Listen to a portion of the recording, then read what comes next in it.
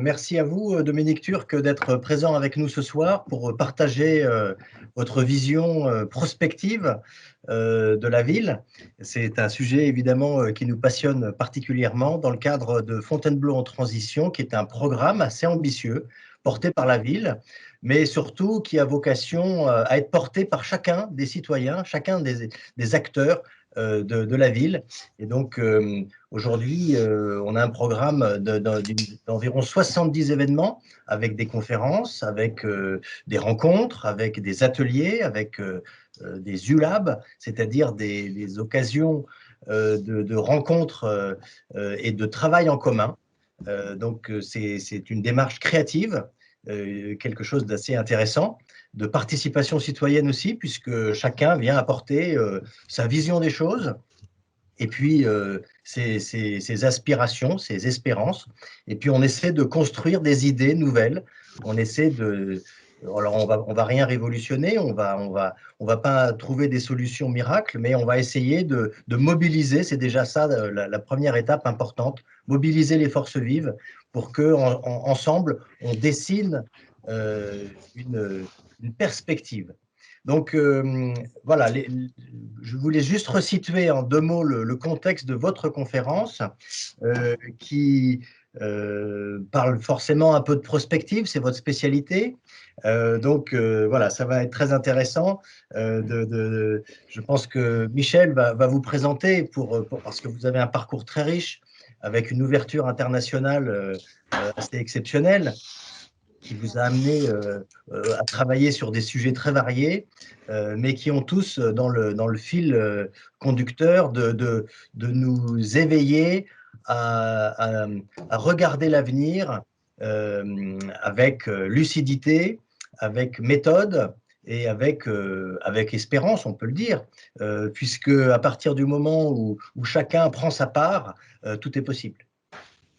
Merci à vous et à tout à l'heure pour échanger, pour poser des questions et puis j'espère aussi que nous serons nombreux à utiliser le replay pour profiter de cette belle conférence de ce soir. Merci. Alors, je vais prendre quelques instants pour présenter Dominique, qui est un ami. Dominique, c'est un Jules Verniste. J'ai envie de commencer par ça. C'est-à-dire, c'est quelqu'un qui observe les mutations de tout bord, de tout horizon, mais sans le juger, sans croyance, en essayant d'être le plus curieux possible pour comprendre en fait ce qui se joue à travers ces mutations.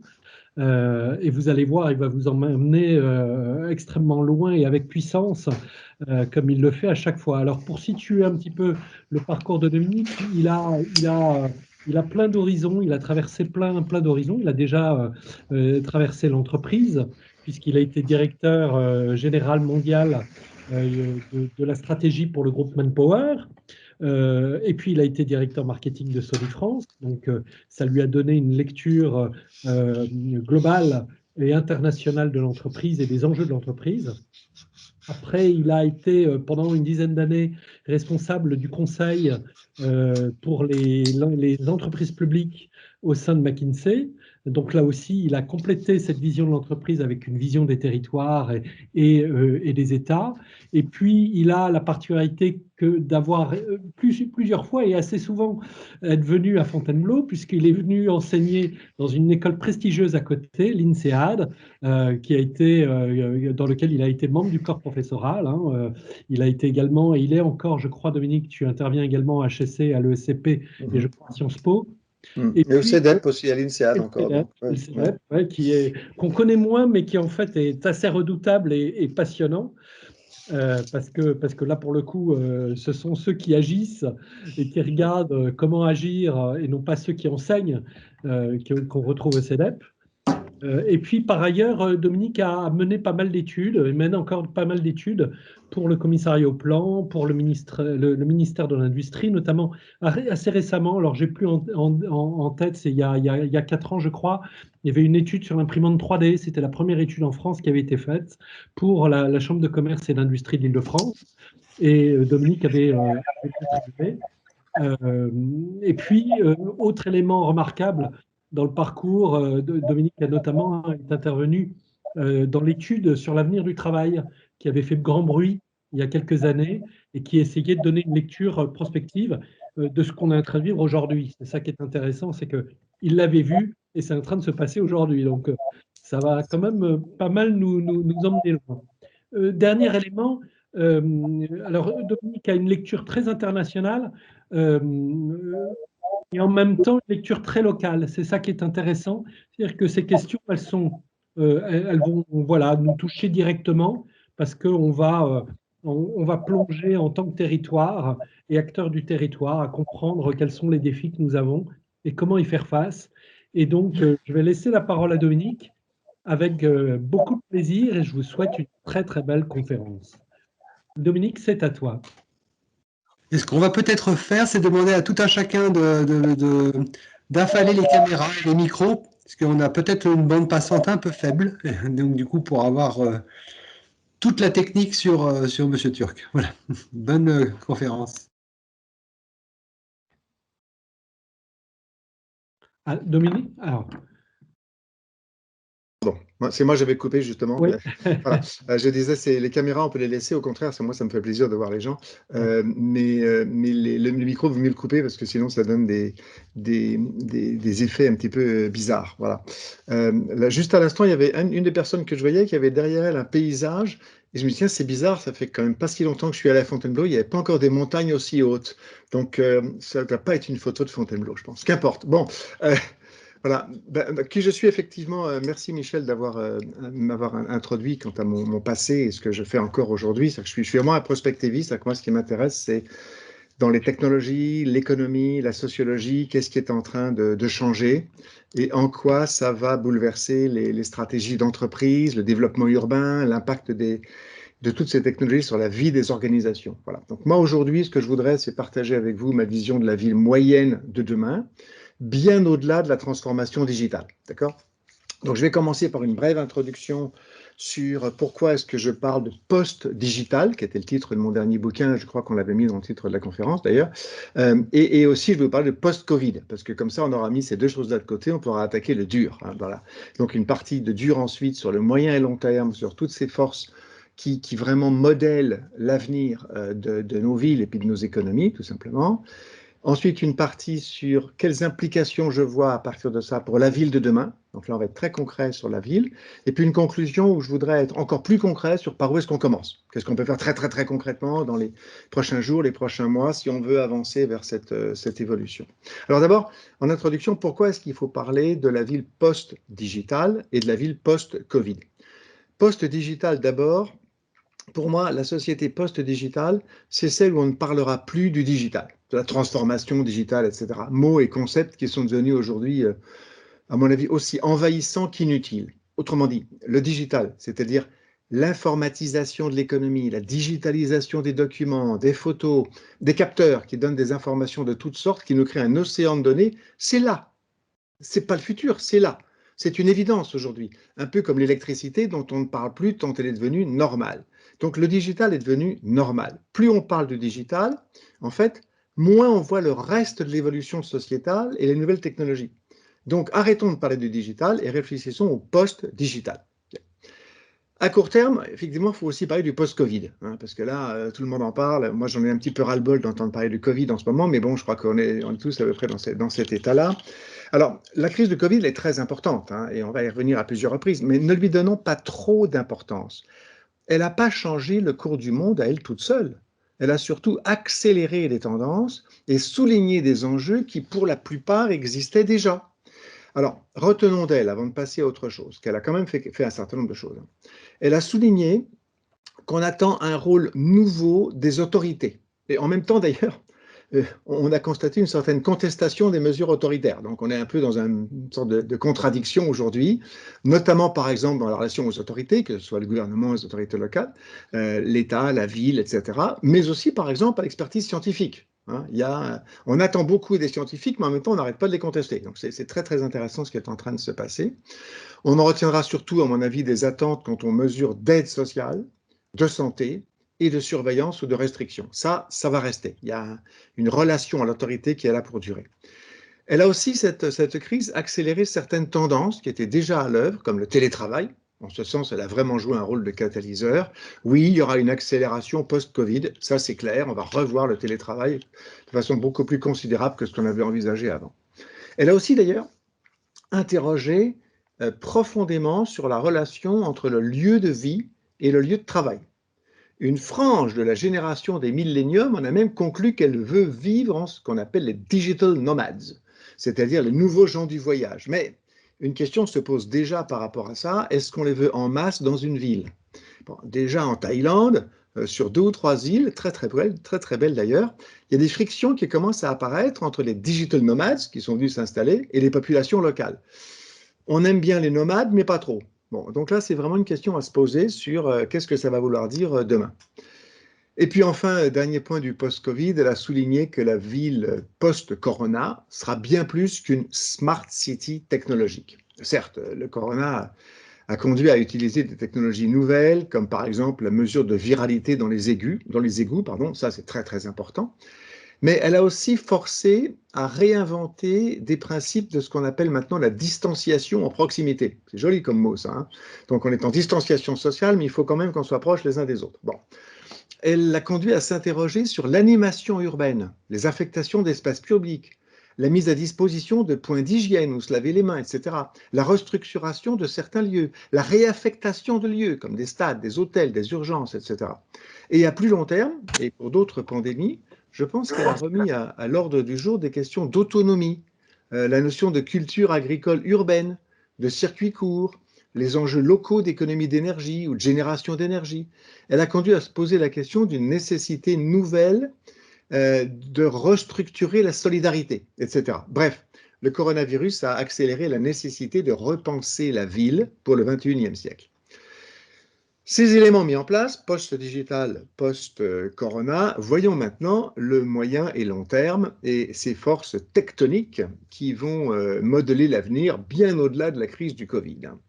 Alors, sur le moyen et long terme, je voudrais d'abord vous présenter un concept qui est celui des 60 glorieuses et des 30 sauveuses. Bien. En fait, moi, je ne parle pas des 30 glorieuses, mais des 60 glorieuses.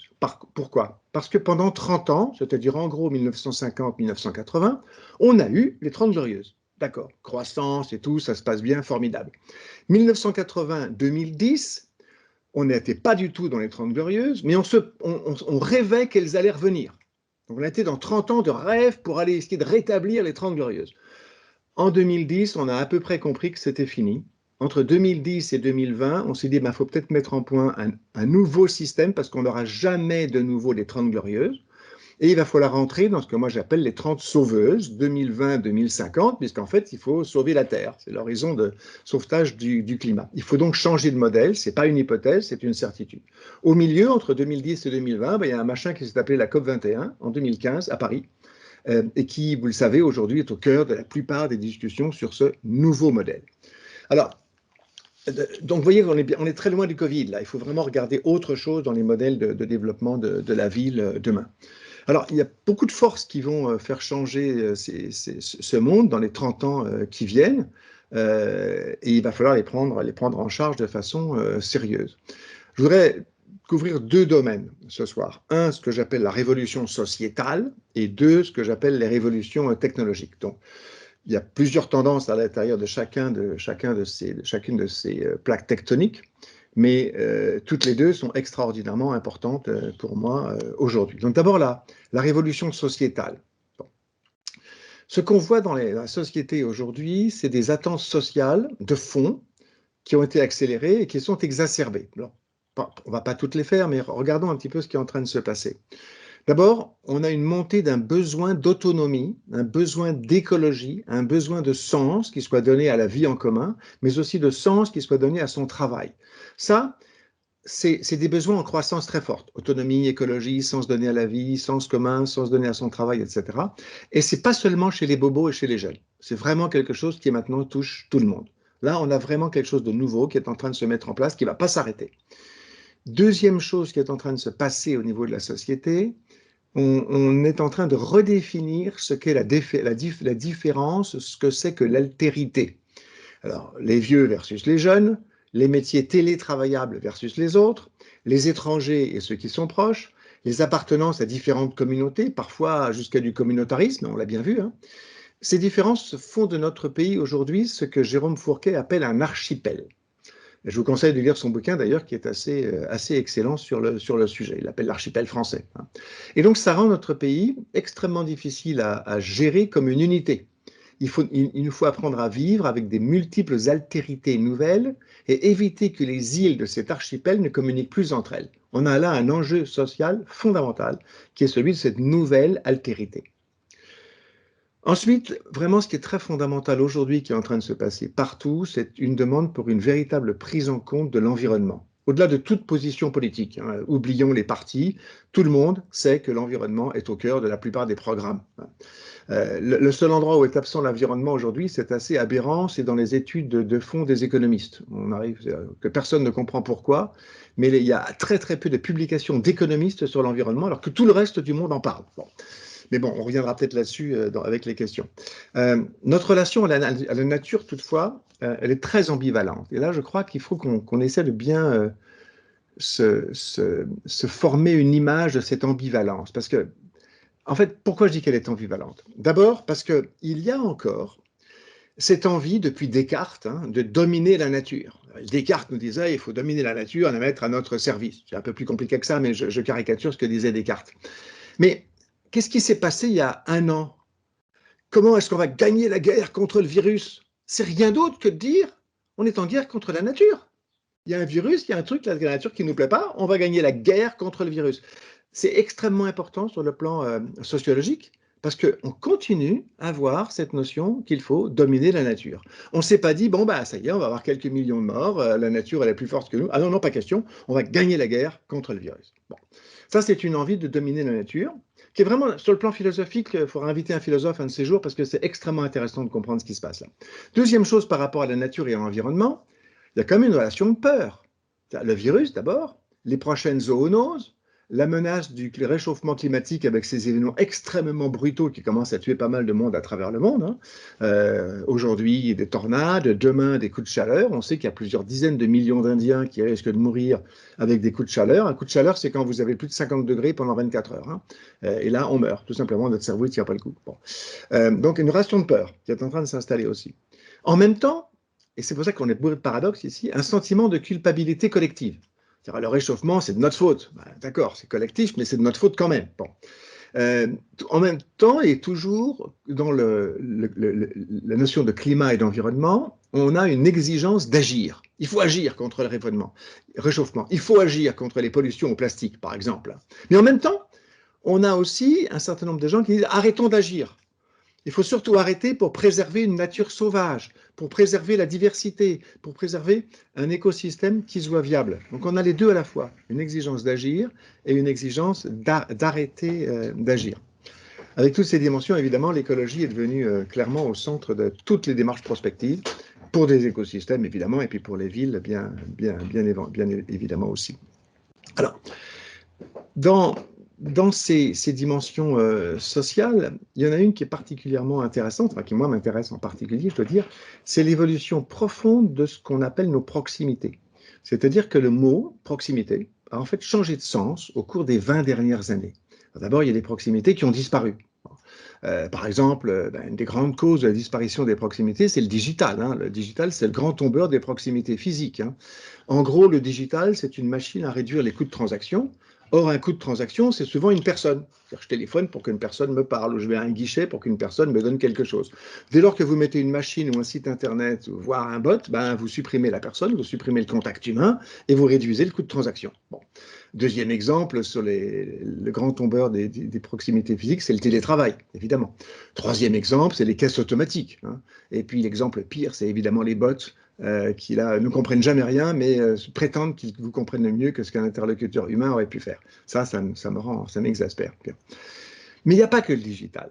Il y en a aussi des proximités ont disparu, notamment parce qu'on a de plus en plus de pratiques de management qui sont guidées par la recherche de la productivité maximale, l'efficacité, la suppression des temps morts et la mécanisation des contacts humains. Autrement dit, le management est largement responsable de la suppression d'une partie des contacts humains et des proximités humaines qu'on avait, que ce soit dans la fonction publique, un petit peu moins, que ce soit dans la fonction des entreprises privées, beaucoup. Bon.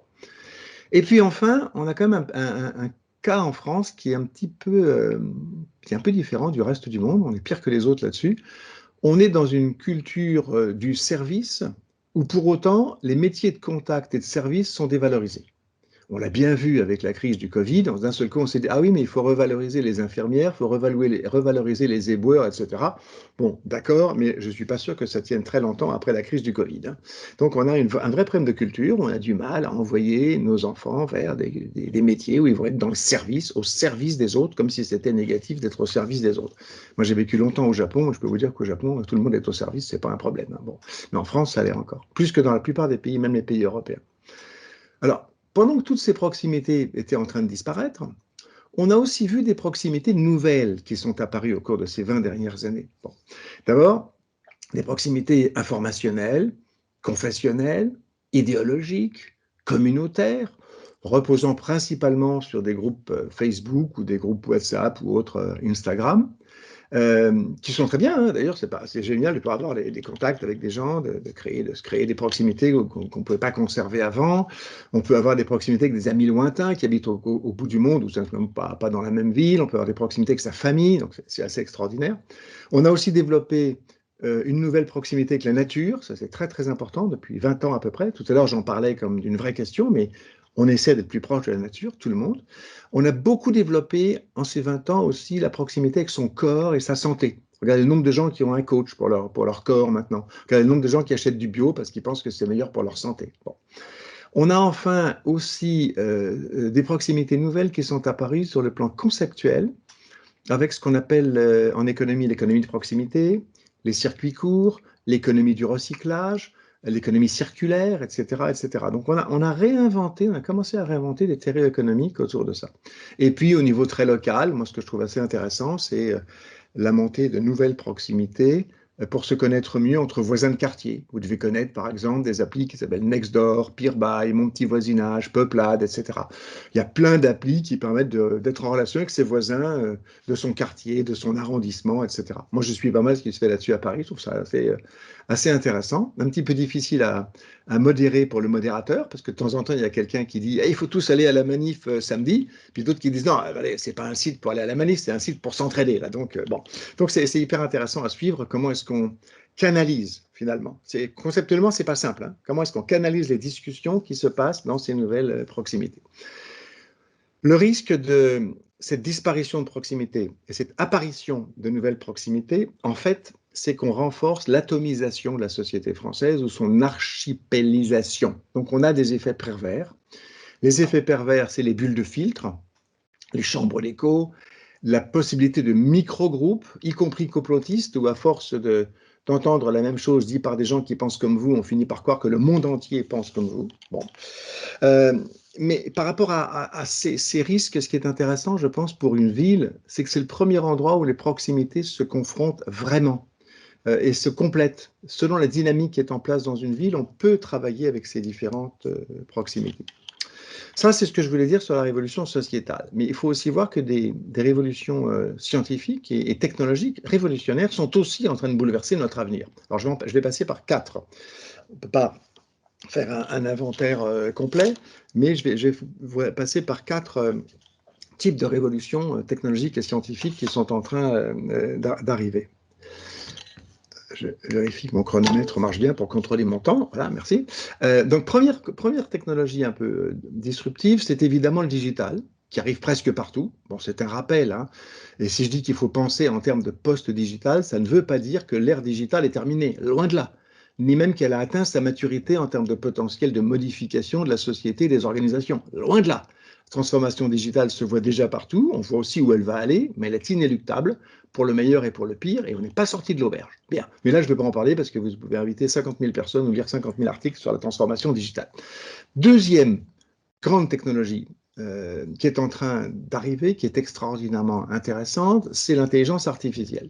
Alors, l'intelligence artificielle, ce n'est pas du digital, il faut vraiment avoir ça à l'esprit.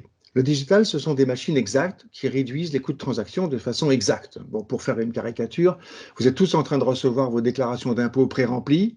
Bon, ben, elles sont exactes. Si les données qu'on a mises dans la déclaration d'impôt et celles que vos employeurs ont mises dedans sont correctes, ben, le résultat sera correct. Donc, il n'y a pas le fisc ne vous dit pas, ben voilà, à 5 ou 10% près, voilà ce que vous avez payé comme impôt. Vous ne seriez pas d'accord d'ailleurs si on vous disait ça, hein. Donc, on est sur une technologie digitale qui était exacte.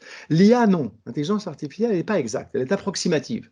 Elle vous dit, ben, dans cette radio,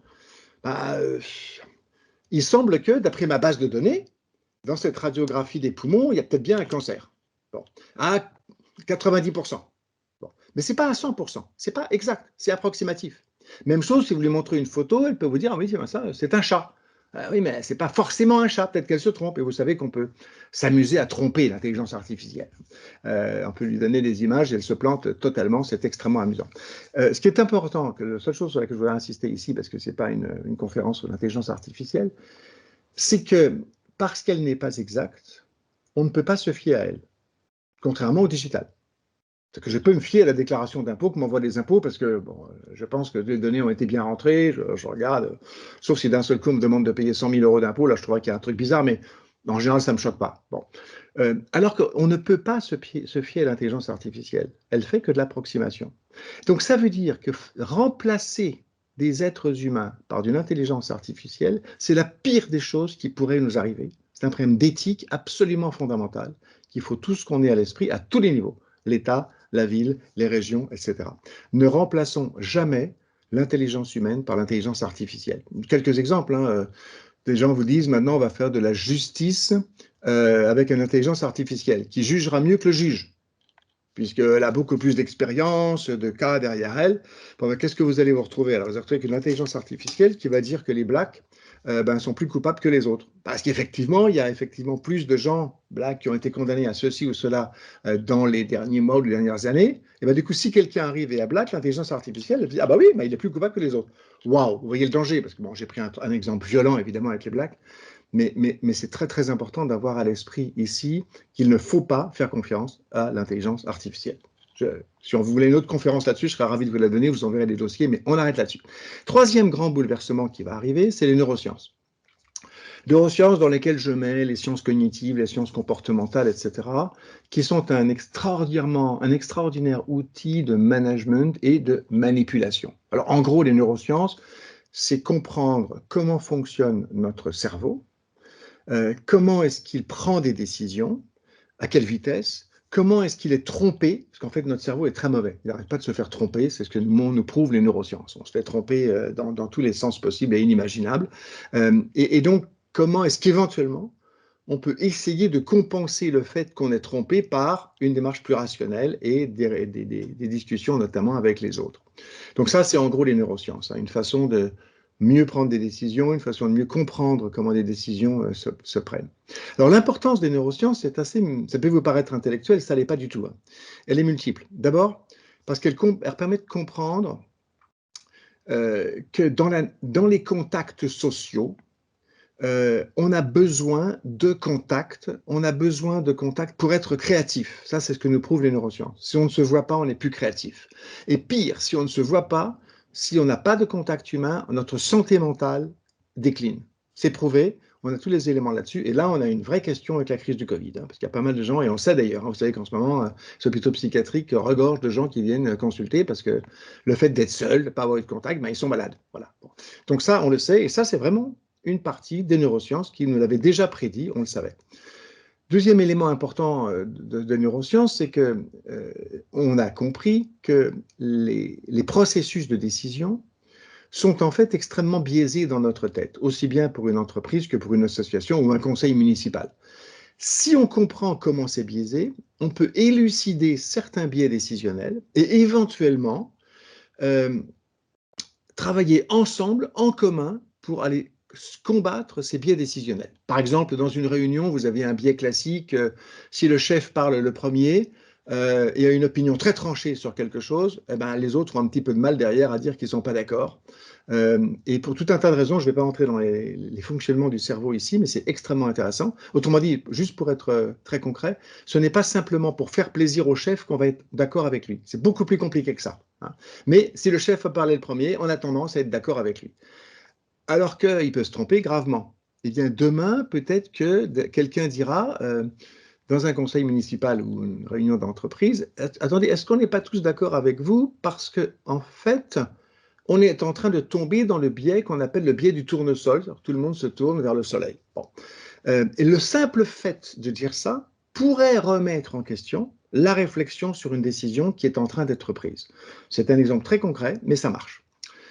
Aussi, dans les villes, on commence à utiliser les neurosciences, notamment pour inciter les gens à un certain comportement civique. C'est ce qu'on appelle le nudge. Alors, il y a un bouquin qui s'appelle le Nudge, N-U-D-G-E, vous pouvez le regarder, c'est assez passionnant. Il a eu le prix Nobel, le gars qui l'a fait, donc c'est pas mal. Il s'appelle Thaler. En gros, le nudge, c'est inciter les gens gentiment à faire quelque chose qu'ils n'auraient pas fait, naturellement, mais qui est bon pour eux ou qui est bon pour la ville. Bon. Par exemple, à Marseille, on a organisé des courses de kayak pour ramasser les déchets. Bon, ben, ça a super bien marché parce que du coup, les gens se sont mis à faire du kayak et ramasser des déchets, alors qu'ils ne seraient peut-être jamais allés chercher des déchets en faisant du kayak. Bon. Autre exemple, Michel, est-ce que tu peux montrer la slide de la première slide?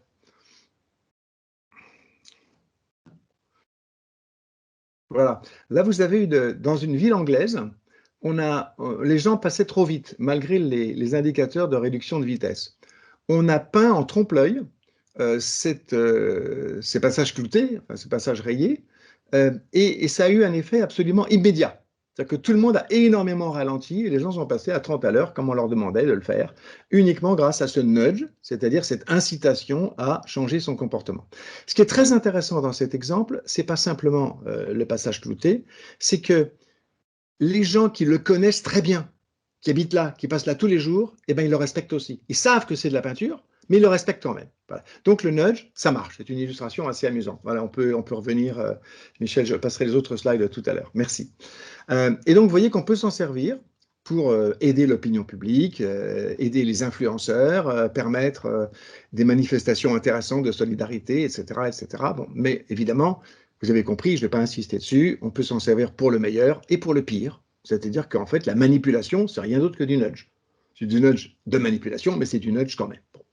Quatrième technologie ou scientifique sur laquelle j'aimerais insister ce soir, c'est la génétique et la biologie.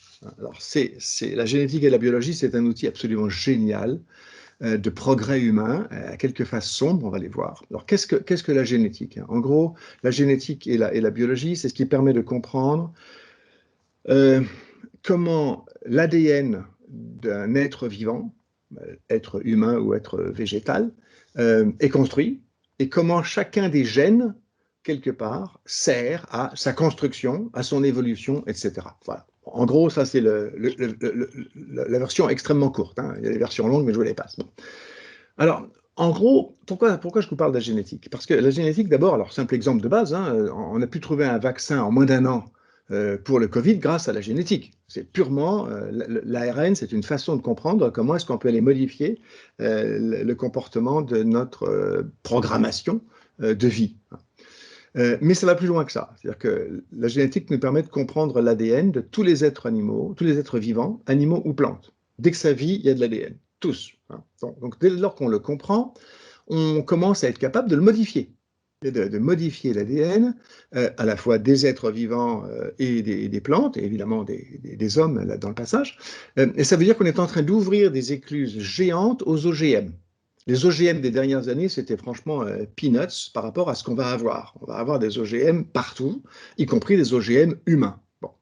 Dernier élément important sur la génétique, c'est qu'on commence à comprendre comment des substances peuvent modifier involontairement l'ADN de plantes ou d'êtres vivants. Et ça, c'est ce qu'on appelle l'épigénétique. C'est-à-dire que si vous êtes sensible à une certaine substance, eh ben, si vous êtes exposé à cette substance, vous aurez peut-être un cancer. Bon. Si vous n'y êtes pas sensible, vous n'aurez pas le cancer. Bon. Ce qui vous explique d'ailleurs qu'il y a des gens qui ont fumé toute leur vie, ils n'ont pas eu de cancer. D'autres qui n'ont pas fumé beaucoup, qui ont un cancer. Là, on est en plein dans un truc épigénétique. Il y a des gens qui ont été exposés à l'amiante, ça leur a rien fait. Il y en a d'autres, ils ont été exposés à l'amiante, ils en sont morts. Il y en a qui ont été exposés au glyphosate et ils ont eu un cancer. Il y en a qui ont été exposés au glyphosate, qui n'ont rien eu. On n'a pas les mêmes gènes, on n'est pas égaux. Et donc, ce qui est intéressant ici, c'est de se dire comment est-ce que bientôt on pourra identifier le lien entre certains composants et la conséquence de ces composants sur une modification de l'ADN et donc sur des maladies ou, pour, dans certains cas, supprimer des maladies. Parce qu'en effet, les implications sont absolument gigantesques. D'abord, on a des implications en santé publique. On a déjà commencé à traiter des maladies rares. En fait, ça peut être surprenant, mais pourquoi est-ce qu'on commence par les maladies les plus rares? C'est assez simple, parce que les maladies les plus rares sont souvent monogénétiques. Donc, si on a compris qu'un gène ne marchait pas très bien, eh ben, en modifiant ce gène-là, on guérit la maladie rare. Voilà, ça, c'est quelque chose d'assez simple à comprendre, alors que la plupart des maladies, Alzheimer, par exemple, n'est pas une maladie simple, c'est une maladie extrêmement complexe qui implique plusieurs gènes. Ben, avant qu'on ait trouvé la solution pour Alzheimer, il va falloir avoir décodé pas mal de gènes et leur façon de fonctionner les uns avec les autres. On n'y est pas. Bon. Ça va aussi impacter les services de santé publique parce que les traitements génétiques, notamment pour les maladies rares, ont un coût. Le cancer en avait déjà un, mais là, on est au moins au même niveau. Donc, quand on va commencer à guérir, ça va commencer à coûter très, très cher. Ça va aussi impliquer les services de santé privés, notamment parce que les manipulations génétiques, plus ou moins positives, elles ne vont pas être faites simplement dans les hôpitaux publics où on guérira les gens. Il y a des hôpitaux qui vont commencer, c'est déjà le cas aux États-Unis, il y en aura d'autres, à vous proposer que vos enfants aient les yeux bleus, ou qu'ils soient plus costauds que les autres, bon, ou peut-être plus intelligents. Alors, est-ce que ça marche à tous les coups? J'en sais rien. Mais on propose déjà ce genre de choses. Et là, vous allez voir une modification de l'être humain un peu partout. Bon. Évidemment, mais là, je passe très vite dessus, en agriculture, parce qu'en agriculture, les OGM, là, on va en avoir pas mal. Mais aussi en agriculture, l'épigénétique va jouer un rôle, puisque si les substances agricoles peuvent poser des cancers, on va le savoir. Bon. Du coup, pour toutes les entreprises, ça pose un problème de production. Notamment, est-ce que j'ai dans mes composants, que je sois un pharmacien, un fabricant de cosmétiques, mais aussi un industriel du bâtiment ou des transports, est-ce qu'il y a dans le processus de production des éléments qui peuvent déclencher des maladies, des cancers en particulier, chez mes collaborateurs? Est-ce que du coup, je vais bientôt être obligé de faire un screening au recrutement en demandant aux gens qui ont tel gène de ne pas venir, parce que chez moi, il y a un danger. Vous voyez un petit peu les logiques dans lesquelles on va se trouver. Ou bien on va demander à certains consommateurs de ne pas consommer certains rouges à lèvres, par exemple, parce que s'ils ont tel gène, le rouge à lèvres peut avoir un impact sur eux. Vous voyez qu'on n'est pas dans la science-fiction, on y est presque. C'est encore de la science-fiction aujourd'hui, mais on va y arriver. Voilà, alors là, je vous ai donné pas mal d'éléments en sociologie, en technologie. Maintenant, si vous voulez bien, j'aimerais qu'on passe à ces implications pour la ville de demain. Qu'est-ce que ça veut dire, la ville de demain, par rapport à ça? Alors, d'abord, la ville de demain, ce ne sera pas une smart city, ce sera au mieux une clever city, c'est-à-dire une ville sensible, une ville urbaine. Je vais juste vous rappeler que le mot urbain, dans son étymologie, il y a aussi poli, de bon ton, plein d'urbanité, spirituel, fin, etc. Regardez dans les dictionnaires, avec urbain, c'est ça que ça veut dire.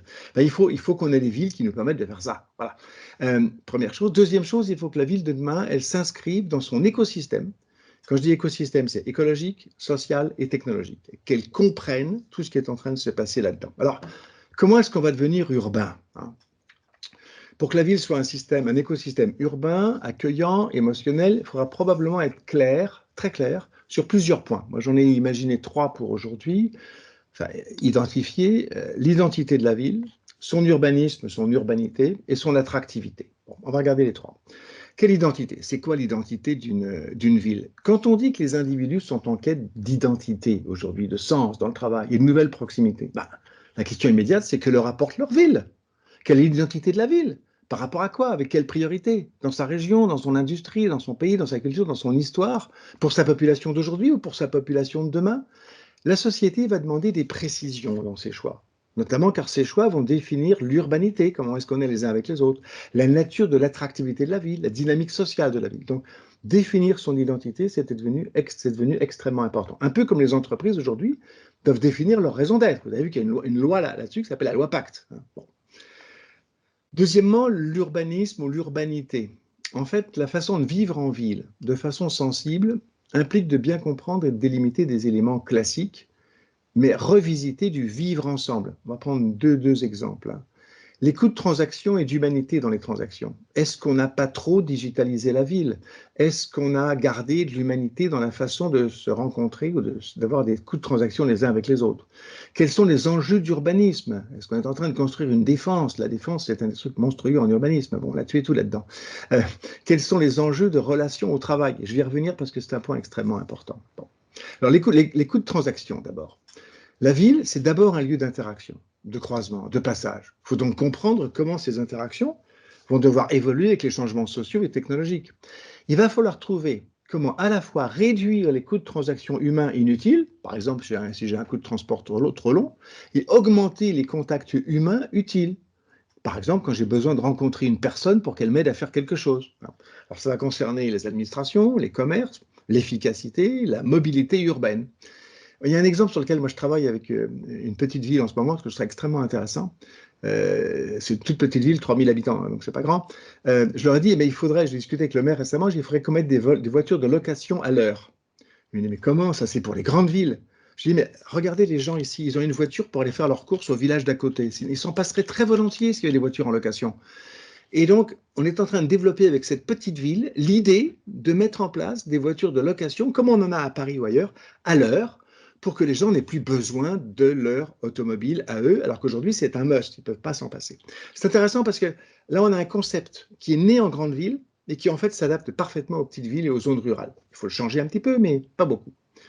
Donc, il va falloir tenir compte pour ces transactions des demandes humaines aussi pour tout ce qui est nouvelle proximité, notamment autour de l'économie locale, autour de l'économie circulaire, autour de l'économie solidaire. Et donc, qu'est-ce que ça va vouloir dire en termes d'activité pour l'activité culturelle, l'activité artisanale? L'artisanat elle va en poupe aujourd'hui, donc qu'est-ce qu'on peut faire pour l'aider, d'accord? Et donc, il faut s'interroger très concrètement sur la nature et la fréquence des contacts humains. Quand est-ce qu'ils sont obsolètes, auquel cas il faut les supprimer? Quand est-ce qu'ils sont essentiels? Et quel est le nouvel équilibre à trouver? Il va falloir le chercher, il va falloir réinventer la proximité, même quand quelque part la proximité devient un luxe. Je travaille un petit peu en marketing avec des entreprises aujourd'hui pour travailler avec elles sur comment est-ce que finalement on peut positionner la proximité comme un luxe. Vous allez au supermarché du coin, au Monoprix du coin, vous avez des machines, des caisses automatiques pour sortir. Vous n'allez pas imaginer ça chez Hermès. Bon. Chez Hermès, ce sont du contact physique avec des vendeurs.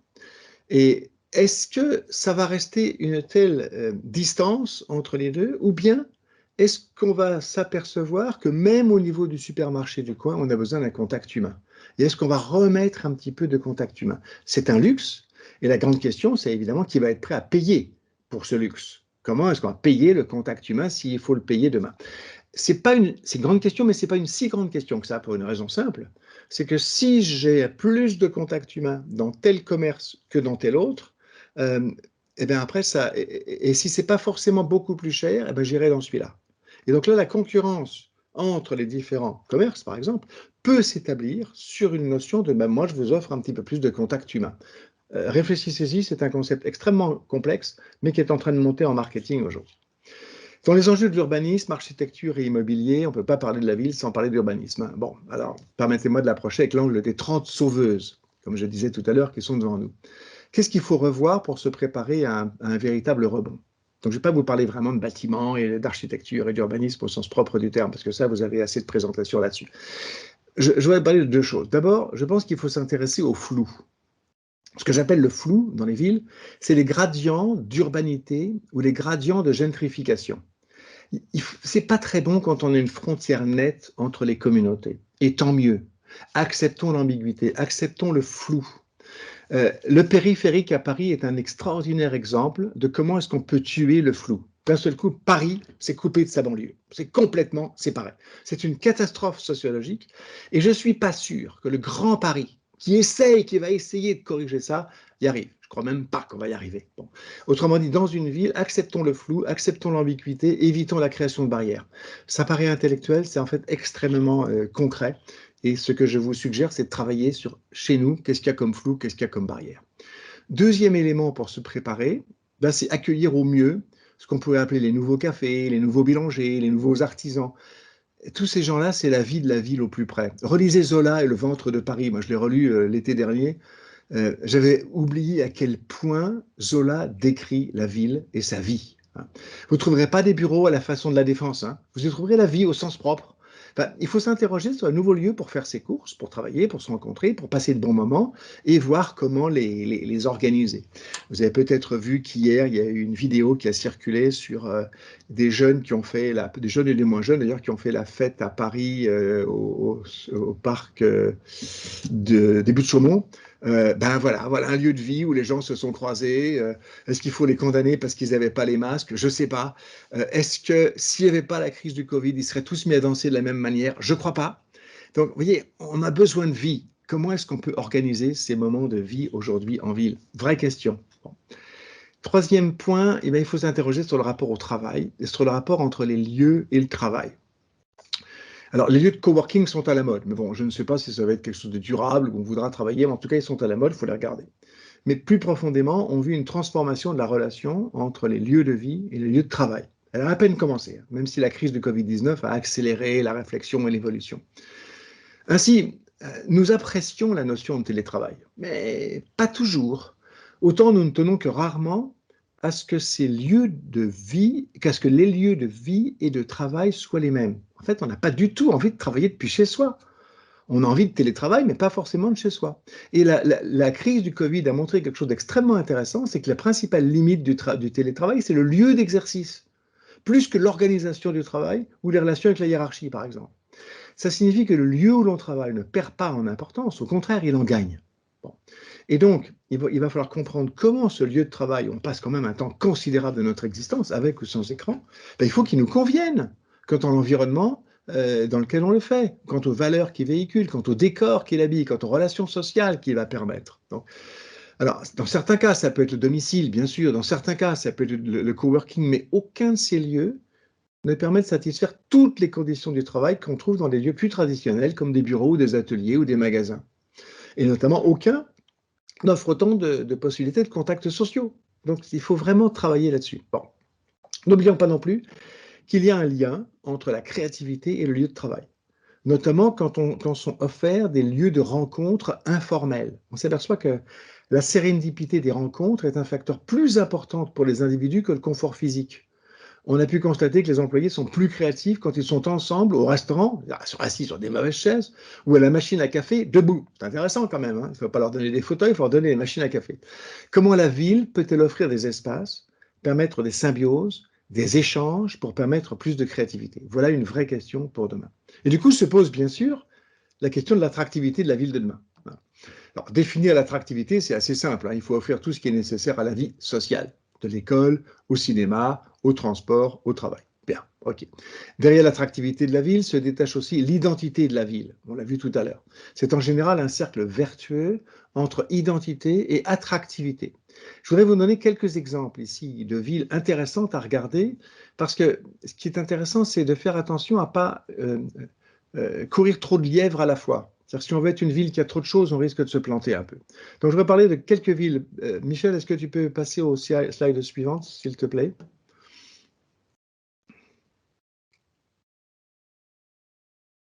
Merci. Alors, ça, c'est Poitiers. Vous l'avez reconnu. Alors, Poitiers et son futuroscope, c'est intéressant. C'est vieux, hein, ça doit avoir 30 ans, le futuroscope, aujourd'hui. Mais en fait, personne n'associait Poitiers et la modernité. Bon. Aujourd'hui, grâce à cela, il y a quelque chose qui est fait, qui est intéressant, qui est, en fait, c'est intéressant parce qu'on pense plus au futuroscope quand on pense à l'espace qu'à Toulouse où il y a la cité de l'espace. Donc c'est intéressant, là il y a vraiment un pari qui a été réussi d'associer une image de la ville à une certaine attractivité. L'image suivante, Michel. Voilà, merci. Ça, c'est Bilbao. Bilbao, qui était une ville industrielle plutôt sympa, mais bon, franchement pas très passionnante. Ils ont mis un musée et plusieurs œuvres d'art, notamment un pont extraordinaire dans la ville. Et bien aujourd'hui, tout le monde associe Bilbao à une ville musée, une ville d'art, une ville de culture. Ça reste une ville industrielle, hein, mais on a associé Bilbao à tout cela. Donc vous voyez, il n'y a pas trop de lièvres courus à la fois, mais on a un lièvre assez fort ici sur le musée de l'art et la culture. Slide suivante, Michel, merci. Wolfsburg, c'est la capitale de Volkswagen, qui avait, en Allemagne donc, qui avait comme problème dans les années 90 un taux de chômage de l'ordre de 20%, ce qui était vraiment pas bon dans l'Allemagne, ça faisait mauvais genre. Et ils avaient en fait, à part l'identité automobile, ils n'avaient pas grand-chose. Et bien ils se sont dit, on va capitaliser sur l'identité automobile, mais en allant beaucoup plus loin. C'est-à-dire qu'on va faire un musée de l'automobile, on va faire des start-up de l'automobile, on va faire un parc d'attractions autour de l'automobile. Et ça a marché. Aujourd'hui, Wolfsburg est une ville qui est plus que les usines Volkswagen. C'est une usine qui est une sorte de capitale, pas forcément mondiale, mais au moins allemande et en partie européenne, de l'automobile et de la pensée automobile. Alors, moi, je suis très, très curieux de voir comment ils vont faire par rapport à l'électrique. Est-ce qu'ils vont devenir aussi une capitale de l'automobile électrique? À suivre. Exemple suivant, rapidement, la ville de Milwaukee. Milwaukee, c'est une ville aux États-Unis qui était terriblement ennuyeuse, qui avait zéro image d'attractivité et pourtant des besoins énormes en main-d'œuvre parce que c'est une ville extrêmement industrielle avec beaucoup d'industrie mécanique, beaucoup de bière, beaucoup de fromage. Bon. Et qu'est-ce qu'ils ont décidé de faire? Ils ont dit, ben, on va faire la ville, on va donner de l'attractivité à la ville sur des choses comme l'art moderne en particulier, la musique, la culture et les sports. Ils ont investi des millions de dollars, donc ce n'est vraiment pas un petit investissement pour créer un musée fait par Calatrava. Je vous conseille de voir les images sur Internet. Vous avez une photo ici, c'est extraordinaire. Ce musée a un prestige mondial maintenant, juste à cause de sa beauté. Ils ont fait 2 stades prestigieux, et comme ils avaient des industriels riches, c'est les industriels qui ont payé les grands stades, un de football et un de baseball. Enfin de soccer, pardon, football américain. Ils ont innové technologiquement en mettant en place pas mal d'économies circulaires dont ils parlent beaucoup. Ils ont mis en place un nombre incroyable de théâtres où ils ont mobilisé le bénévolat de la ville, notamment les seniors, avec un petit peu de sponsoring municipal, mais il y a dans Milwaukee un nombre incroyable de théâtres. Ils ont réhabilité certains quartiers de la ville qui étaient sur le port, franchement, assez nauséabonds. C'est devenu des quartiers bobos. Bon. Et puis, ils ont mis en place des animations et des fêtes avec une ambition nationale ou régionale, notamment la fête des motards, puisque vous savez que Harley-Davidson se trouve là. Ils ont mis la fête de la musique, la Summerfest, où ils ont chaque année des têtes d'affiches absolument incroyables. Et ils ont même mis en place un Bastille Day, parce qu'ils aiment bien la France. Donc, vous voyez, le 14 juillet, il y a une grande fête. Voilà, donc ça, ce sont juste des exemples pour vous montrer comment ces villes ont développé une attractivité à cause ou grâce à des efforts d'identité, finalement. Alors, derrière cette définition, qui ramène à la partie précédente sur l'urbanité, se profilent d'autres questions, notamment être attractif pour qui? Bon, la crise du Covid a mis en exergue 2 types nouveaux d'attractivité, envers les touristes, qui soudain ne viennent plus, et envers les digital nomads, on en a parlé un petit peu tout à l'heure, qui eux se rêvent d'être de nouveaux urbains. Bon, on a parlé de la Thaïlande tout à l'heure, mais il y a des régions du Portugal et d'Espagne qui ont aussi essayé de convertir les activités touristiques en support de populations digital nomads. Ces exemples sont intéressants, y compris quant aux frictions que ça a créé avec les nouveaux arrivants. Mais en fait, ce qui est intéressant ici, c'est que ces contributeurs, aussi bien les touristes que les digital nomades, passent, payent, mais ne s'engagent pas. Ils prennent, mais ils donnent que le minimum. Ce qui est donc intéressant ici, c'est que non seulement, effectivement, ça peut donner un certain potentiel économique, mais ça peut aussi créer des disparités sociales, voire créer des frictions sociales. Prenons l'exemple du télétravail. C'est sans aucun doute une chance pour des villes moyennes d'attirer des gens pour être en télétravail chez eux. Mais comment est-ce qu'on peut faire de ces gens-là des vrais citoyens ? Et des vrais citoyens de la ville qui vont s'impliquer dans la ville. Donc la question, c'est quand le télétravailleur nomade se sédentarise-t-il et pourquoi et comment? En fait, la réponse, c'est la même qu'autrefois. Il se sédentarise quand il y a des écoles, des cafés, des théâtres, des salles de coworking, des salles de sport, quand il y a des fêtes, quand la ville donne un sens à la vie personnelle, professionnelle, émotionnelle, et donc avec un lien clair avec l'écologie. La ville de demain doit donc donner du sens, c'est très simple. Elle doit donc en avoir un. comme les entreprises aujourd'hui avec la loi Pacte. Donc, quel est le sens de la ville? Quelle est sa raison d'être? C'est des choses qu'on ne pose pas assez souvent aujourd'hui. Bien. Pour conclure, par où est-ce qu'il faut commencer pour changer la ville, pour préparer nos 30 sauveuses? Enfin, bon, alors je donnerai deux pistes. On peut ensuite faire des laboratoires si ça vous intéresse. Avec Michel, il adorera faire ça. Ou avoir d'abord des questions aujourd'hui. Deux pistes. La première, c'est construire des ponts. Et la seconde, c'est revoir la gouvernance. Alors, pourquoi construire des ponts? Alors, bien sûr, vous avez compris, c'est une métaphore. Hein. Bon, si les proximités évoluent, si la société s'archipélise, ce n'est pas en isolant les îles ou en permettant qu'elles s'isolent qu'on va faire société demain, qu'on sera urbain. Il y a donc une vraie urgence à construire des ponts, des viaducs, des téléphériques entre les communautés d'une ville, quelles que soient ces communautés. Quelques suggestions pour ça, et là, c'est l'intéressant que vous ayez au sein de la ville des gens qui réfléchissent. Encourager ceux qui réfléchissent au pont à venir et à construire. Les startups de vie locale, par exemple, de rencontres entre voisins. Encourager les marginaux séquents. Alors, c'est quoi un marginal séquent? C'est un terme de sociologie horrible, mais en fait très pertinent. C'est des gens qui appartiennent à deux univers à la fois. C'est pour ça qu'on dit qu'ils sont séquents, hein, comme en théorie des groupes. Parce que plus il y a de gens qui sont des marginaux séquents, plus il y a de ponts entre les groupes, parce qu'ils permettent aux groupes de parler les uns aux autres. Hein. Il faut encourager l'installation de métiers de proximité, des artisans, des commerçants, il faut les inviter, il faut leur donner le maximum de conditions possibles pour qu'ils puissent redynamiser la ville. Il faut encourager la mobilité, tout compris, transport public, transport en location, vélo, voiture, même des véhicules professionnels en location, j'ai déjà vu ça, c'est extraordinaire. Bon. En location à l'heure, hein, vous avez une camionnette à l'heure dans plusieurs petits villages et villes de France, c'est formidable. Faire venir des organisateurs d'événements d'intelligence collective sur l'innovation, le partage, comme Innovacteur, WeShare, il y en a plein. Ouvrir un financement participatif pour des innovations sociales de formation, pour les réfugiés par exemple. Écouter et impliquer les citoyens et les visiteurs dans des discussions collectives, je crois que vous le faites déjà, par exemple en faisant réfléchir les citoyens sur un concept très pertinent, c'est la ville du quart d'heure. Relisez Carlos Moreno par exemple et ses lieux multiservices. La ville du quart d'heure, c'est une ville où on peut tout trouver dans un quart d'heure. Comment est-ce qu'on a créé cette ville du quart d'heure?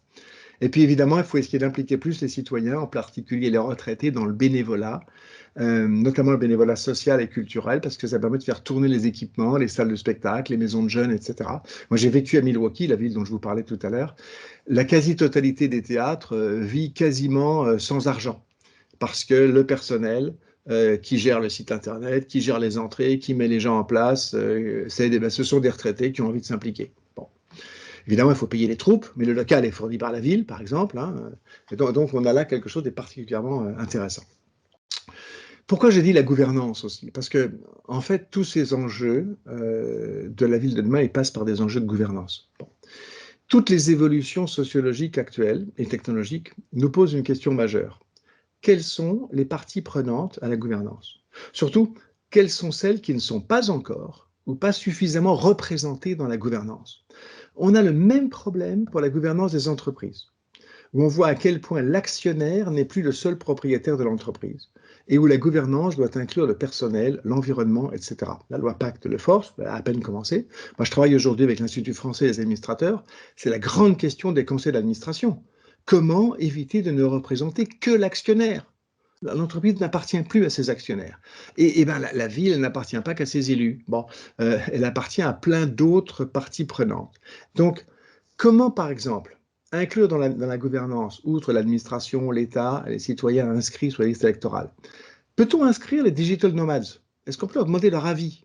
Est-ce qu'on peut faire quelque chose avec eux? Aujourd'hui, ils ne sont pas dedans. Est-ce qu'on peut inclure les mineurs, même très jeunes? Ils ont une force de proposition considérable. C'est la ville de demain, ils ont bourré d'idées. Est-ce qu'on leur demande suffisamment leur avis pour la gouvernance de la ville? Je vais plus loin. Est-ce qu'on est déjà capable d'inclure la forêt, sa biodiversité, son identité, bientôt peut-être sa personnalité morale? N'oubliez pas qu'on a de plus en plus d'éléments naturels, des fleuves en particulier, mais aussi des forêts qui commencent à avoir une personnalité morale. C'est pas du tout négligeable, parce que qui dit personnalité morale dit personnalité juridique, et donc capacité d'acter en justice contre une ville, contre un gouvernement, contre une entreprise, etc. Bon. Et puis, dernier point dans la gouvernance, les résidents, retraités, les jeunes qui s'investissent, comme j'ai dit tout à l'heure. Bien. Je vais m'arrêter ici. Je rappelle que mon objectif était de pousser vers vous des interrogations que toutes ces forces nous obligent à se poser. J'espère que j'ai réussi à vous provoquer un petit peu, c'était l'objectif. Et puis, place aux questions, si vous en avez quelques-unes par rapport à ça. Voilà. Merci Dominique. Est-ce qu'il y a des questions?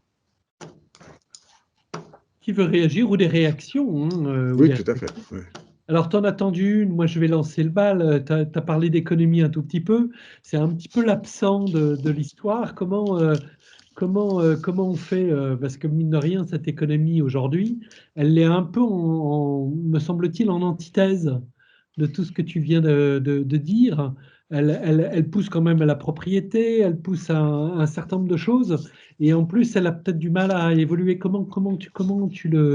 Tu l'inclus dans le raisonnement? C'est un très grand paradoxe, en fait, et extrêmement intéressant. Puis après, je vais revenir sur la solution, mais d'abord la question, hein. Euh, il y a très peu de travaux des économistes sur comment inclure les contraintes environnementales, les nouvelles contraintes sociales, et je ne parle même pas des contraintes technologiques, dans le raisonnement, dans la théorie économique. Il y en a très, très, très peu. Bon, il y en a, hein, il y a par exemple Hayworth qui travaille sur l'économie du donut. Bon, l'économie du donut, c'est une théorie extrêmement intéressante. Vous avez pas mal de gens qui travaillent sur l'économie circulaire. Vous avez des économistes qui travaillent sur la ville du quart d'heure. J'en ai parlé tout à l'heure avec Moreno. Donc on en a, mais c'est marginal par rapport à un corps d'économistes qui semble complètement bloqué dans le 19e siècle. Pas le 20e, le 19e. On continue à avoir des thèses économiques qui se développent sur la façon du 19e siècle. On a le capital et le travail comme les ressources de l'entreprise, par exemple. Bon. L'entreprise, elle utilise un peu de capital, un peu de travail, mais elle utilise beaucoup d'air et elle produit beaucoup de CO2. Ben, ça, on n'en parle pas. Bon. Enfin, on en parle du côté de la réflexion sur l'environnement, on en parle très peu du côté de la réflexion des économistes. Pas assez, en tout cas. Donc là, il y a un vrai problème. Alors, comment est-ce qu'on va le régler? D'abord, en regardant ce que font ces économistes, en essayant de voir comment, les nouveaux, hein, comment est-ce qu'on peut inclure ça dans les raisonnements sur la ville. Je pense notamment à la théorie du donut, qui est une des plus intéressantes aujourd'hui. Je suis quand même une prof d'Oxford, hein, c'est pas rien, hein, c'est du costaud, hein. Et comment est-ce qu'on peut d'abord utiliser ces nouvelles thèses, voir en quoi on peut les implanter en ville, et puis ensuite, au niveau le plus concret, le plus pratique, le plus terre-à-terre possible, quand on dit économie circulaire, qu'est-ce que ça veut dire concrètement? Quand on dit récupération des déchets, qu'est-ce que ça veut dire concrètement? Quand on dit limiter les coûts de transaction, qu'est-ce que ça veut dire concrètement? Donc en fait, l'idée, c'est de ramener le plus vite possible, le plus concrètement possible, des idées économiques, même si elles n'ont pas été entièrement conceptualisées encore, les ramener à quelque chose de concret dans la ville. Bon, quand je dis transport, c'est hyper concret. Quand je dis déchets, c'est hyper concret, etc. Donc c'est un petit peu là-dessus que je crois qu'il faut avancer. C'est pas simple, hein. C'est pas simple du tout parce que je sais pas pourquoi, mais les économistes sont très lents à se mobiliser là-dessus. On y vient, mais on y vient lentement. D'autres réactions, des questions? C'était très riche. Tout le monde est parti, je crois, j'ai dû décourager tout le monde, ils dorment. Non, non, je crois que c'est la densité et la richesse de ce que tu nous as apporté qui nécessite de réfléchir un tout petit peu. Mais il y a peut-être des réactions plus que des questions. On va laisser chacun grandir dans son questionnement. Oui, alors je vais alimenter comme ça va vous donner le temps de la réflexion. Moi, j'ai quand même un peu cette question-là, c'est qu'il y a dans ce que tu abordes, il y a beaucoup d'éléments de rupture, de mutation technologique, biologique, etc.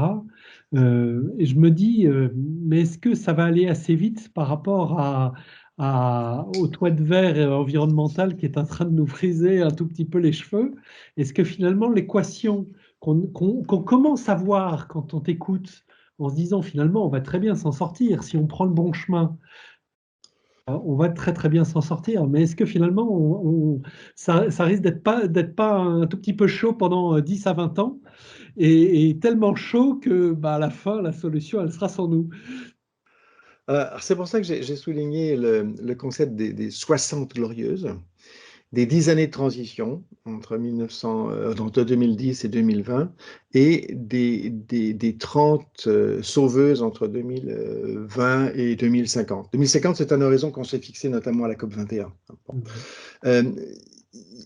Il y a une prise de conscience extraordinaire qui est en train d'arriver sur la plupart des éléments que j'ai apportés aujourd'hui, notamment les éléments sociologiques. C'est malheureusement souvent une prise de conscience inquiète. Par exemple, si vous lisez le bouquin de Jérôme Fourquet sur l'archipel français, en fait, ce qui sort de ce bouquin, c'est une inquiétude. C'est qu'on est en train de se diviser, la société s'atomise, on va... Bon. Et c'est pas un espoir, ce qui est un peu dommage, parce que en fait, les philosophes nous disent tous depuis toujours que de l'altérité peut sortir la richesse. Donc, comment est-ce qu'on peut réapprendre à s'approprier ou à se réapproprier l'altérité? Voilà une vraie question. Bien.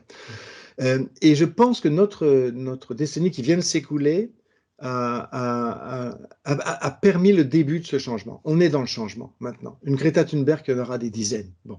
Alors, il y aura aussi des reculs, etc. Trump a été un recul. Bon, mais vous voyez qu'aussitôt, Joe Biden recommence beaucoup plus vite, très très vite, hein, à reprendre. Il essaie de reprendre le leadership même sur le climat. C'est extraordinaire. Bon. La Chine elle-même est d'accord. Vous voyez que ce qui est intéressant dans les ponts au niveau mondial, là, c'est que l'écologie est un pont. Finalement, on peut être très différent entre la Chine, les États-Unis, la Russie et l'Europe sur plein de choses, mais d'un seul coup, on est en train de se mettre d'accord sur un truc qui est l'environnement. C'est extraordinaire. Bon. Donc moi, je crois que là, on a quelque chose qui va apparaître et qui va s'accélérer. Je crois beaucoup à une accélération de l'histoire pour les 10 prochaines années. Après, est-ce que ce sera suffisamment tôt pour éviter des catastrophes écologiques? Je ne crois pas. Je crois qu'on va avoir des grosses catastrophes de toute façon.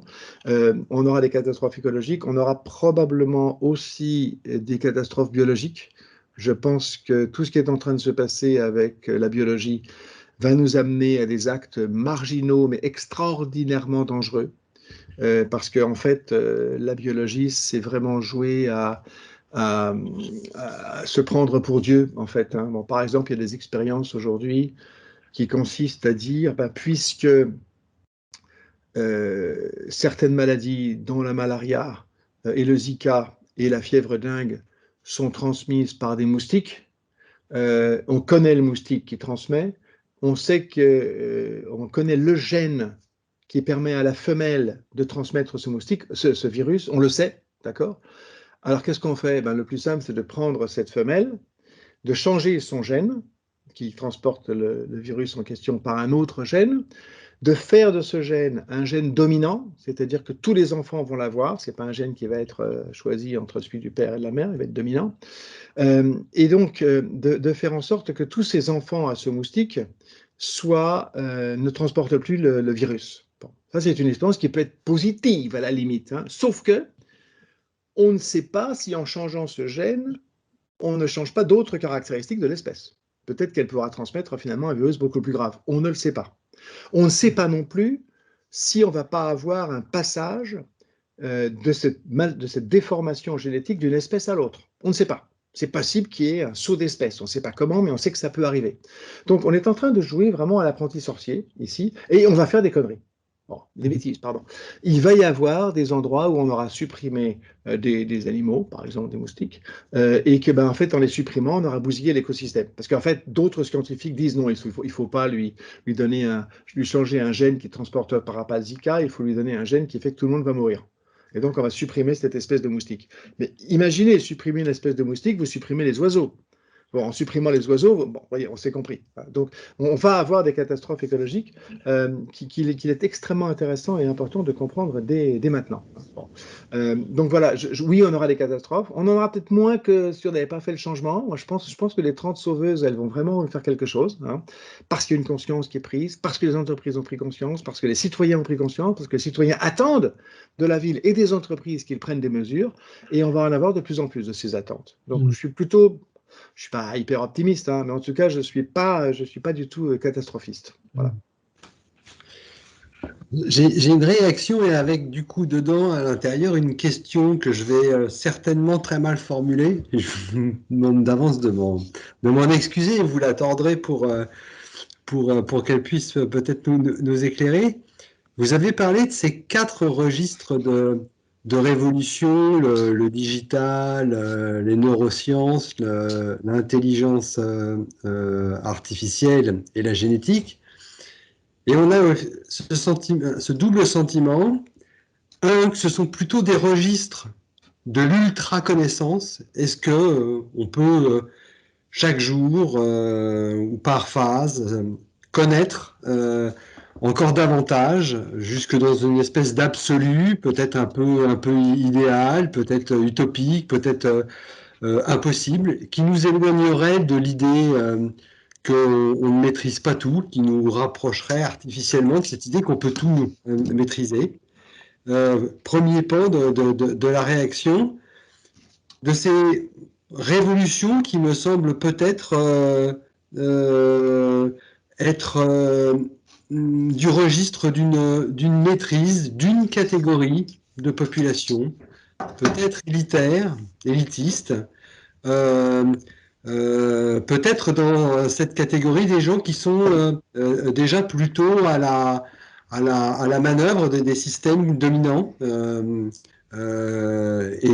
qui plutôt organisent la marche du monde, celle qui nous a menés jusque là où nous en sommes et qui demanderait à ce qu'on fonctionne différemment. Et je fais cette passerelle, ce pont, comme vous nous invitez à le faire. Moi, j'aime beaucoup cette image, avec cette notion de gouvernance qui viendrait élargir la capacité des gens à rentrer dans le jeu, toute catégorie finalement socio-culturelle possible. Est-ce qu'il n'y a pas une contradiction entre cette avancée vers le plus de connaissances et par rapport finalement à un élargissement de qui serait concerné, plutôt finalement dans un registre du sensible qui voudrait peut-être à un moment se dire qu'une certaine sagesse voudrait nous amener à considérer qu'on ne maîtrise certainement pas tout, qu'à l'issue de tout ce raisonnement d'augmentation de la connaissance, on ne maîtrisera pas tout et que finalement on sera soumis au risque que vous suspectez, que ce sont des technologies qui peuvent le meilleur, mais qui nous mettent aux portes du pire, et qu'à un moment ce n'est pas le pas en arrière qui est une manière de nous rapprocher du voisin, pour faire quelque chose dans l'incertitude face à laquelle on est, et dans une meilleure sagesse de on ne maîtrisera pas finalement ce qui est en train de nous mettre en péril, et que voilà, c'est très mal formulé, mais je suis sûr que vous avez vu un chemin peut-être pour nous rassurer et puis nous amener sur le pont quand même. Non, je ne pense pas que ce soit mal formulé, au contraire, c'est très clair. Et oui, vous avez raison, ce sont des domaines de l'ultra-connaissance. Mais comme l'ont été à leur époque la machine à vapeur, l'aviation, la télévision, l'électronique dans les automobiles, l'ordinateur, etc. Donc, on n'est pas le nucléaire, par exemple. Hein. On ne les comprend pas. Bon. Et le vulgum pecus ne les comprend pas. Bon. Et chacune de ces technologies, pourtant, on les utilise. Moi, je viens d'allumer la lumière. Je sais que c'est une centrale nucléaire. Je ne sais pas comment elle marche, mais je suis bien content qu'il y ait de la lumière quand même. Quand j'étais gamin, j'avais une 2 chevaux. Je pouvais à peu près tout démonter et réparer dans ma 2 chevaux. Aujourd'hui, je ne sais même pas comprendre ce qu'il y a sous le capot d'une voiture que je conduis. Bon. Et est-ce que c'est grave? Non. Le problème n'est pas tellement la technologie, c'est les usages qu'on veut en faire. Et vous avez absolument raison, c'est la gouvernance de cette technologie. C'est-à-dire à partir de quand est-ce qu'on laisse la technologie nous gouverner, ou ceux qui maîtrisent la technologie nous gouverner, et qu'on n'arrive pas à récupérer une gouvernance qui soit celle de la démocratie, en fait. Bon. Et le danger principal aujourd'hui parmi toutes ces technologies, alors il y a celui de la biologie que je mentionnais tout à l'heure avec des exemples, mais l'intelligence artificielle, c'est celui qui arrive le plus vite. Vous avez des gens qui vous disent, mais oui, on peut parfaitement remplacer l'être humain par une intelligence artificielle. Et c'est là où il faut dire non. Parce qu'il y a gouvernance, et qui dit gouvernance dit aussi responsabilité. Une intelligence artificielle n'est jamais responsable. Si quand vous avez un radiologue et sa radiographie, que l'intelligence artificielle dit oui, il y a 95% de chances qu'il y ait un cancer. Bon. Elle, c'est un algorithme qui a calculé ça. Celui qui va prendre la décision d'opérer ou pas le patient pour lui retirer sa tumeur dans les poumons ou dans le cerveau, c'est le chirurgien, c'est le toubib, c'est le cancérologue. S'il lui dit, ah bah, si l'intelligence artificielle le sait, moi je fais ce qu'elle me dit de faire, c'est une catastrophe, il abdique Il ne faut jamais que l'homme abdique par rapport à l'intelligence artificielle. La gouvernance, c'est aussi la gouvernance de la responsabilité. Il faut qu'il reste responsable. Et ça, c'est extrêmement important dans tous les endroits où on met de l'intelligence artificielle, de garder la gouvernance. L'Europe vient de sortir des guidelines il y a 3 jours sur l'utilisation de l'intelligence artificielle. Ils sont extrêmement intéressantes, extrêmement bien faites. J'ai mis un article qui les résume sur LinkedIn. Donc, si vous suivez mon profil, vous trouvez l'article qui les résume. C'est très simple. Il faut absolument garder cette gouvernance et il faut garder notre responsabilité par rapport à ça. Sinon, comme, vous savez comme moi, quand vous dictez quelque chose à votre téléphone portable, quelquefois, il le comprend de travers. Bon, il vous fait des trucs qui n'est pas du tout ce que vous vouliez dire. Ce n'est pas grave, parce que vous allez corriger. Mais si on considère que ce qu'il a dit est juste, c'est une catastrophe. Ce n'est plus ce que vous avez dit. Bon. Mais c'est ça l'intelligence artificielle. Il faut que nous gardions le contrôle sur tout ce qui est en train de se passer autour de cette intelligence artificielle. C'est absolument fondamental. Donc oui, c'est un problème de gouvernance. Le problème que vous soulevez aussi, c'est que la gouvernance au niveau d'une entreprise, c'est déjà pas facile. Au niveau d'une ville, c'est pas gagné. Au niveau du monde, pour la biologie, l'intelligence artificielle ou les neurosciences, ou le climat, on est très très loin de l'avoir. Donc, il va falloir se battre là-dessus, mais je crois que c'est un peu ce qui est en train d'apparaître aujourd'hui avec la décennie qui vient de se passer. On est en train de remettre en cause la gouvernance et donc de se réinterroger sur la finalité des technologies. Ce n'est pas une réponse, je sais qu'on pourrait aller beaucoup plus loin dans ce débat, mais je crois qu'il faut rester responsable. Et responsable, c'est être capable de penser. Est-ce que je continue à penser et à réfléchir aux implications de mes actes, pas ceux que me suggère l'intelligence artificielle? Est-ce que j'ai le courage de dire non à l'intelligence artificielle? Non, il n'y a pas de cancer, tu penses qu'il y a un cancer, mais il n'y a pas de cancer. Je ne vais pas opérer ce patient. Est-ce que j'ai le courage de dire ça? C'est pas simple, parce que ce courage, si je me suis trompé, la famille va me dire 6 mois plus tard, il est mort à cause de vous, le patient. Or, l'intelligence artificielle vous disait qu'il y avait un cancer. Pourquoi vous n'avez pas suivi l'intelligence artificielle? Et donc, la Vox Populi risque de dire il faut s'appuyer sur l'intelligence artificielle. Comme nous le disent, vous avez mentionné tous ces gens qui se prétendent bien comprendre les technologies, et beaucoup nous disent faites confiance à l'intelligence artificielle. Vous savez, ça me fait penser à ce film Mars Attack. Dans Mars Attack, vous avez les Martiens qui arrivent et nous sommes gentils, nous sommes vos amis, ne tirez pas, et ils tuent tout le monde. Bon, attention, c'est à nous de rester conscients de ce qui est en train de se passer. L'intelligence artificielle n'est pas intelligente du tout. C'est un outil qui nous aide, nous, à être plus intelligents et à être intelligents plus en avant. Excusez-moi, la réponse était un peu longue, mais c'était une question compliquée que vous avez posée là. Oui. Merci beaucoup. D'autres réactions, des questions? Alors moi, j'aurais une dernière réaction et puis on va clore, mais tout à l'heure, tu parlais de pont et en réfléchissant, je me dis, ce qui est très intéressant, c'est que peut-être l'un des ponts les plus faciles, c'est quand même l'écologie.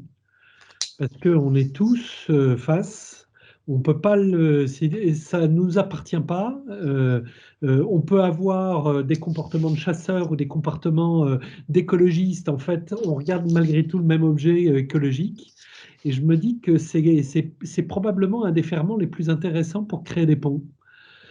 Je ne sais pas si j'ai raison, mais je me dis, si on parle d'économie, ça va être la guerre. Si on parle de sociologie, ça va être la guerre. Si on parle de technologie, n'en parlons pas. Mais si on parle d'écologie, finalement, on a tous quelque chose qui est à côté de nous, qui ne nous appartient pas et qui peut vraiment faire des liens. Et donc, je me suis dit que c'était probablement un des ferments du futur. Je suis 100% d'accord avec toi, et en particulier pour une ville comme Fontainebleau. Parce que l'écologie à Fontainebleau, elle a quelque chose d'extrêmement concret, qui est la forêt, d'abord. Bon. Mais la forêt, c'est pas que la forêt. La forêt, c'est du bois, c'est une économie, c'est une écologie, c'est aussi une écodiversité. Donc, comment est-ce qu'on peut se mettre d'accord sur la préservation de cette écodiversité? Je disais tout à l'heure, dans l'écologie et la relation à la nature, il y a un truc, il y a des gens qui disent il faut faire ceci, il faut agir, et d'autres qui disent non, il ne faut surtout pas agir. Bon, la forêt, c'est un très bon cas d'école, parce qu'il y a des endroits où il ne faut rien faire, et des endroits où il faut faire quelque chose. Et là, effectivement, il y a un pont parce que la forêt, c'est notre avenir, le bois, c'est notre avenir, un arbre, c'est notre avenir. En plus, sur le plan scientifique, on fait des progrès mais colossaux en ce moment sur la façon dont s'expriment les êtres vivants non à quatre pattes, les êtres vivants végétaux. On fait des progrès considérables. C'est peut-être un pont à créer, c'est certainement un pont à créer, c'est peut-être un axe à prendre au-delà de l'histoire, au-delà de tous les charmes que peut avoir Fontainebleau, pour réfléchir à notre avenir et comment ces 30 glorieuses, ces 30 sauveuses, on va les rendre concrètes à Fontainebleau pour ses habitants, pour ceux qui viennent, pour ceux qui aiment la forêt, et là heureusement on dépasse très largement Fontainebleau, etc. Tout à l'heure je disais à l'attention de qui. Le qui n'est pas inutile ici à se poser. Voilà. Mais oui, absolument, je suis d'accord avec toi Michel, c'est un très beau pont. Merci beaucoup Dominique. Je vais peut-être laisser une dernière parole à Antoine ou pas. Je ne sais pas si Antoine veut. Non, Merci, non, je pas spécialement. Moi, je voudrais vraiment vous remercier parce que vous nous avez enrichi de beaucoup de réflexions. C'est très dense. Il y a beaucoup de choses à digérer maintenant. Mais voilà, je crois que c'est vraiment l'objet de ces rencontres, de ces conférences, de nous aider, de nous éveiller, de nous aider à réfléchir. Avec cette idée que on est tous acteurs et que c'est à nous, là où on est, de trouver les leviers pour agir. Mais évidemment, avant d'agir, il faut avoir une bonne compréhension de l'interaction de tous ces phénomènes. Donc, merci beaucoup, c'était très, très riche. Maintenant, il va falloir digérer tout ça pour pouvoir passer à l'action. Merci de l'invitation. Ah, je vois Jean-Marie Guéraud est revenu avec une très belle photo de Fontainebleau. C'est pas Fontainebleau d'ailleurs. Non, c'est pas Fontainebleau. Merci beaucoup. Merci beaucoup, Monsieur Turc. Tout à fait. Merci à tous. Bonne continuation sur Fontainebleau. À bientôt de vous y rencontrer quand le Covid sera un petit peu plus clément. Merci à vous. Au revoir. Au revoir. Merci. Au revoir.